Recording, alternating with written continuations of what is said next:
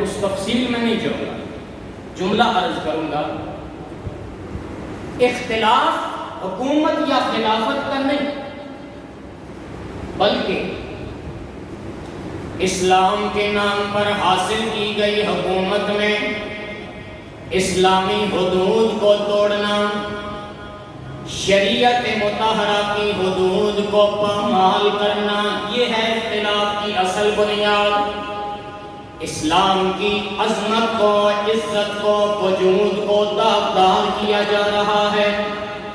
میرے دوستوں بزرگوں، حاکم وقت خود فاسق و فاجر ہے، بس اسی موقع پر اپنے خوبصورت نظریے پر امام علی مقام امام حسین رضی اللہ تعالیٰ عنہ نے استقامت اختیار فرمائی، ڈٹ گئے، اور اس کی پاداش میں آپ کو مدینہ منورہ جیسا وطن معلوم چھوڑنا پڑ گیا ہے۔ میرے یہاں رہنے کی وجہ سے چونکہ میں نے علل اعلان یزید کی بیعت سے انکار کر دیا ہے، حرمت شہر نبی پامال ہونے کا خدشہ ہے، آپ نے اپنا وطن معلوم مدینہ منورہ جیسا شہر چھوڑ دیا ہے۔ وہ مدینہ منورہ جس میں آپ پیدا ہوئے ہیں، جس میں آپ پروان چڑھے ہیں، جس میں آپ جوان ہوئے ہیں، کملی والے مصطفیٰ صلی اللہ علیہ وسلم نے آپ کو بڑے نازوں سے پالا ہے، گود مصطفیٰ میں کھیلتے رہے ہیں۔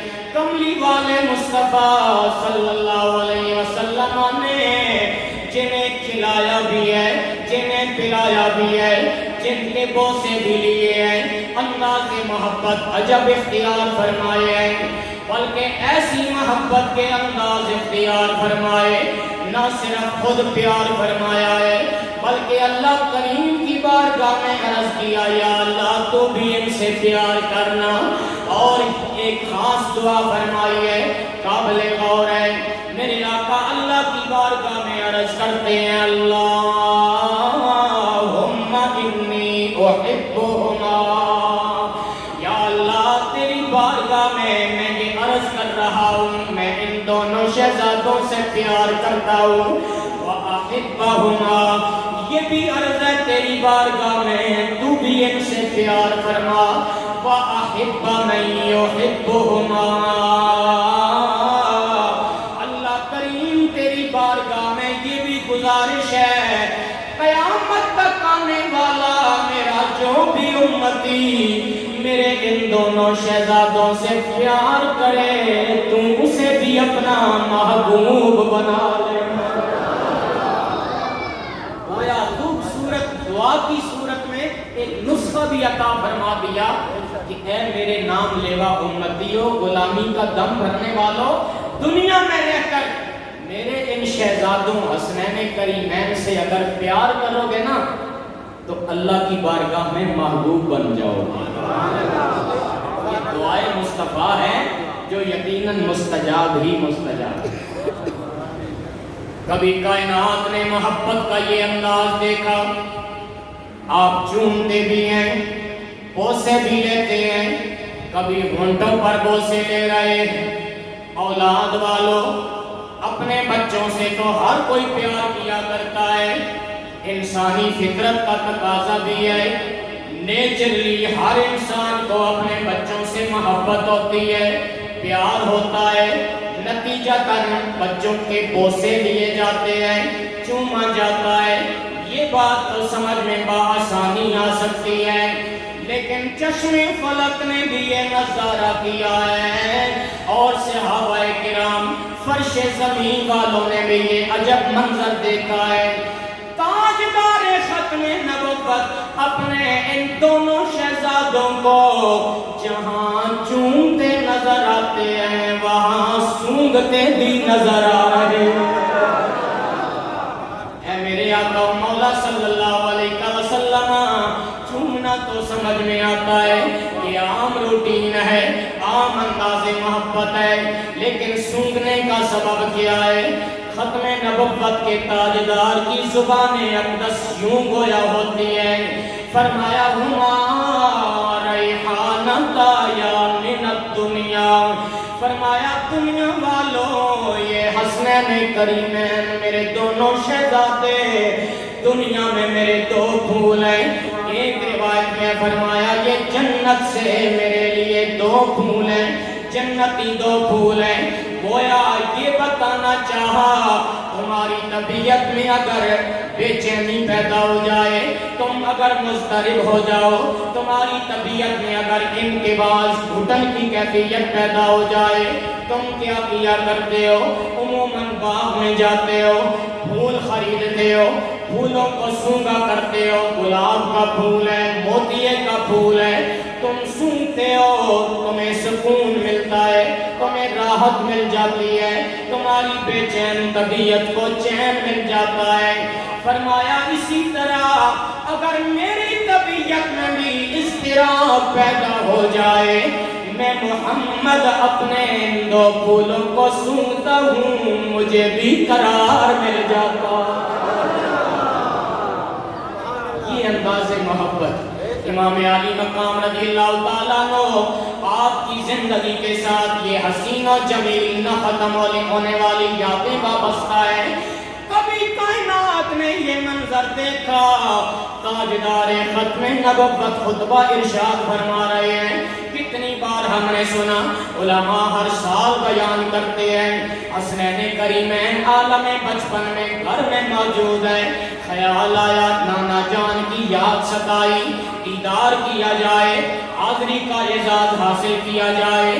دائیں بائیں دیکھا, اس کمرے میں دیکھا, ادھر دیکھا, ادھر دیکھا, چلتے بنے لیکن نانا جان نظر نہیں آ رہے ہیں. حسنین کریمین دونوں شہزادے تلاش نانا جان میں نکل پڑے, اپنے کاشانہ اقدس سے نکلے. اس عمل نے ہمیں ایک سبق بھی دیا ہے, ایک درس بھی عطا کیا ہے امت کو.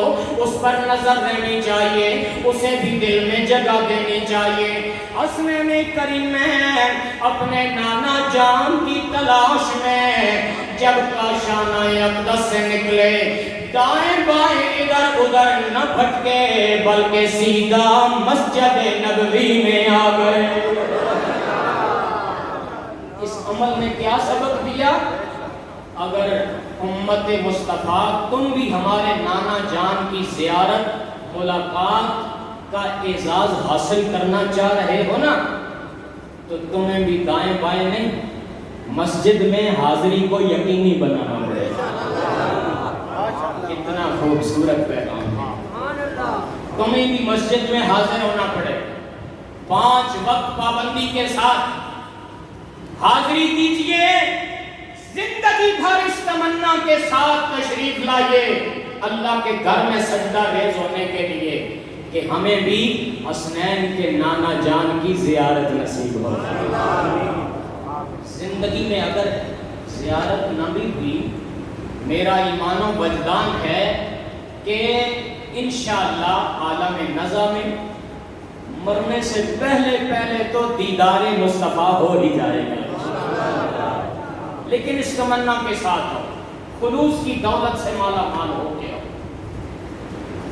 آ رہے ہیں الغرض دروازہ مسجد نبوی پہ, نگاہ مصطفیٰ اٹھی, خطبہ جاری, صحابہ کرام کا جمع غفیر, عالم بچپن ہے بچوں کا, گرتے پڑتے لڑکھڑاتے آ رہے ہیں, 2 قدم چلتے ہیں پھر گرتے پڑتے. نگاہ تاجدار ختم نبوت جو اٹھی, گوارا نہ ہوا گرنا پڑنا لڑکھڑانا, خطبہ وہیں موقوف فرمایا. صحابہ کرام کا مجمع چیر کر آگے تشریف لے گئے, دونوں شہزادوں کو اٹھایا اور منبر پر رونق افروز ہو گئے. ایک شہزادے کو ایک راہ اقدس پر بٹھایا, دوسرے شہزادے کو دوسری راہ اقدس پہ بٹھایا. کبھی ایک کا چہرہ دیکھتے ہیں, کبھی دوسرے کا چہرہ دیکھتے ہیں. صحابہ کرام کی نظریں چہرہ مصطفیٰ پہ لگی ہوئی ہیں, میرے آقا کی نظریں چہرہ حسنین کریمین پہ لگی ہوئی ہیں. گویا صحابہ کرام کی نظروں کا مرکز و محور نبی کا چہرہ, نبی کی نظروں کا مرکز و محور حسنین کا چہرہ اشاروں اشاروں میں بتا دیا، او میرے صحابہ کرام، اگر تمہیں میرے بعد میری یاد ستائے، میرے ان دونوں شہزادوں کی زیارت کر لینا، تمہیں حسنین کریمین کے نانا کا دیدار نصیب ہو جائے، کیونکہ دونوں کو ملائیں تو صورت مصطفیٰ بھی بنتی ہے نا جی۔ حسنین کریمین دونوں شہزادے اکٹھے ہو جائیں، جمال مصطفیٰ کا نظارہ ہو جاتا ہے۔ اس طرح میرے آقا نے اپنے عمل کے ساتھ اور اپنی زبان اقدس سے بیان کر کے عظمت و شان حسنین کریمین خود آشکارا فرمائی ہے۔ فرمایا صدق اللہ انما اموالکم و اولادکم فتنہ، اللہ نے سچ فرمایا ہے، بے شک تمہارے مال اور اولاد تمہارے لیے آزمائش ہے۔ دنیا والوں مجھ سے اپنے شہزادوں کا گرنا لڑکھڑانا نہ دیکھا گیا، میں نے ان کو اٹھا لیا، خطبہ چھوڑ دیا، اسی طرح گلی سے گزر رہے ہیں، اندر سے رونے کی آواز آئی، بیٹی فاطمہ یہ کون رو رہا ہے؟ ابا جان حسنین رو رہے ہیں۔ فرمایا بیٹی انہیں رونے نہ دیا کرو، کیونکہ ان دونوں کا رونا مجھ محمد کو تکلیف دیتا ہے۔ بتا دیا، نہ مجھے گرنا گوارا، نہ مجھے ان کا لڑکھڑانا گوارا ہے، نہ مجھے ان شہزادوں کا رونا گوارا۔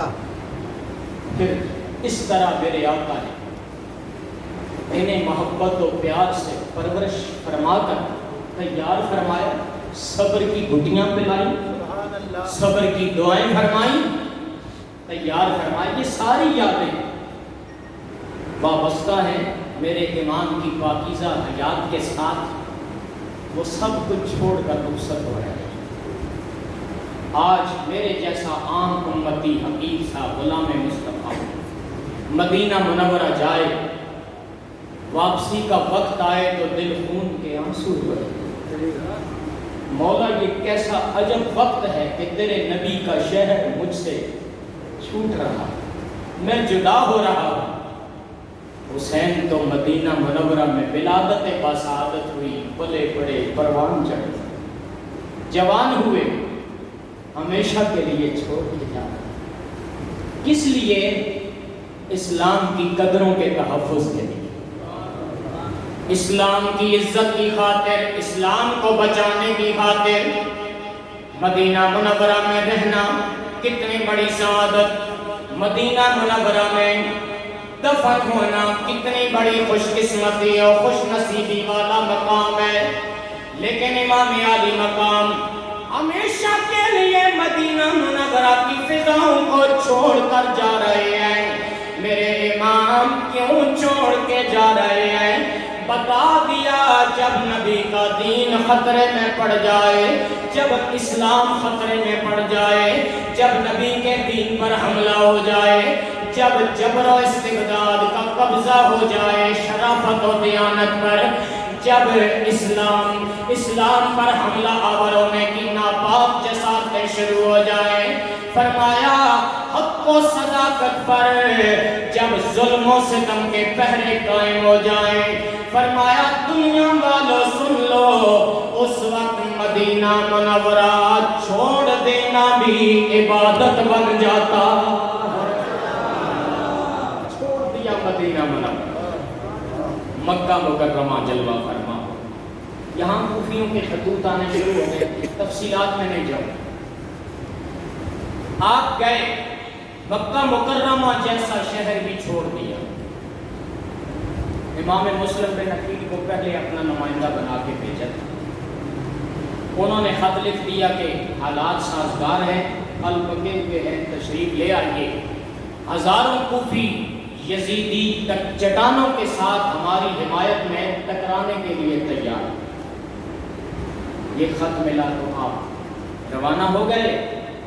صحابہ کرام رکاوٹیں کھڑی کرتے رہے، ہاتھ باندھ کر عرض کرتے رہے، کوفی لا یوفی ہیں، نہ جائیے، بے وفا ہیں وہ آپ کو شہید کر دیں، لیکن آپ بڑھتے جا رہے ہیں، بڑھتے جا رہے ہیں، بڑھتے جا رہے ہیں، راہ عظیمت کا مسافر چلتا ہی جا رہا، خون رسول ہے، پھر پیچھے ہٹنے کا نام نہیں۔ اور اس مہینے میں کمال ہے، آپ حیران ہوں گے، حج والے مہینے میں امام نے مکہ مکرمہ چھوڑا۔ 2 ذی الحج مبارک کو آپ مکہ مکرمہ کو خیر باد کہہ رہے ہیں، جس مہینے میں دنیا حج بیت اللہ کی سعادت حاصل کرنے کے لیے مکہ مکرمہ کی جانب رخ کرتی ہے۔ امام حج والے مہینے میں مکہ چھوڑ کر کربلا کے مسافر بن گئے ہیں۔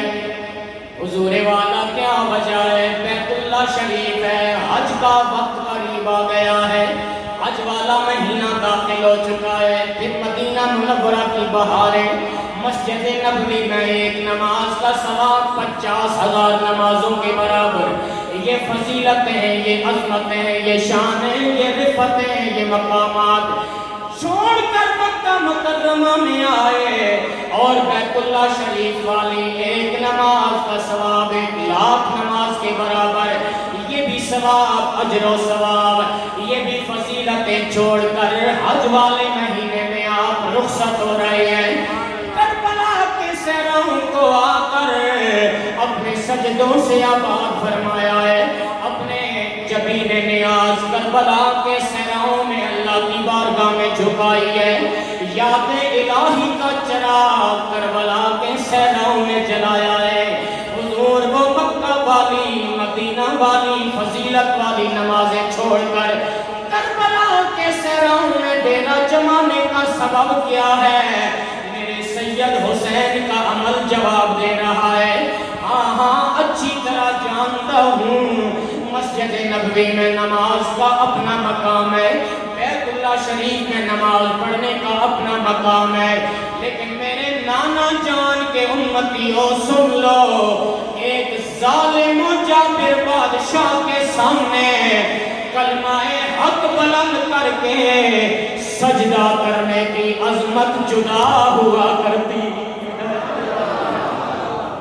بتا دیا ہے، نہ مسجد میں، نہ کعبہ میں، نہ بیت اللہ کی دیواروں کے سایہ میں نمازیں عشق ادا ہوتی ہے تلواروں کے سایہ میں۔ سبحان اللہ، ماشاءاللہ۔ ہم تو خوشحالی میں نماز ادا نہیں کرتے، وہ تلواروں کی چھاؤں میں بھی نماز ادا کرتے۔ سبق حاصل کرو، میدان عمل میں آؤ، سچے حسینی بننے کا ثبوت دی، آؤ کربلا کے میدان میں آ جاؤ۔ 2 محرم شریف کو پہنچے، اور نے آپ کا راستہ روکا، پھرتا پھراتا لے جاتا کربلا